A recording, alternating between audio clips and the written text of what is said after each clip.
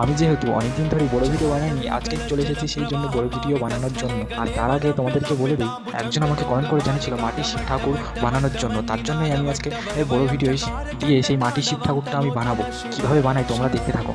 তারপরে আমি নিজে একটা চৌকো মতন করে নিয়ে তার উপরে আমি পাথর পাথর মতন করে একটু গোল গোল করে নিয়েছি। তারপরে আমি শিবলিঙ্গটা বানানোর চেষ্টা করছি। আর এই যে আমার শিবলিঙ্গটা বানানো হয়ে গেল, তারপরে আমি ভালো করে জল দিয়ে মসৃণ করে নেবো। তারপরে শিবলিঙ্গের উপরে আমি শিব পাথরটা যে রাখবো, তার জন্য আমি হাতের সাহায্যে শিবলিঙ্গের পাথরটা আমি ভালো করে পরপর করে মসৃণ করে নিয়ে তারপরে আমি ওই শিবলিঙ্গের উপরে রেখে দিলাম। রেখে দেওয়ার পর আমি হাতের সাহায্যে একটা ছোট্ট সাপ করে নেবো এবং গোল গোল করে নেবো সাপটাকে।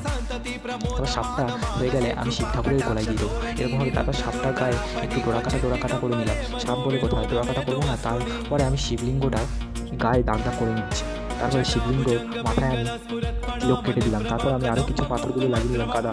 আর তারপরে আমি ত্রিশূলটা কত করে এরকম করতে থাকবো।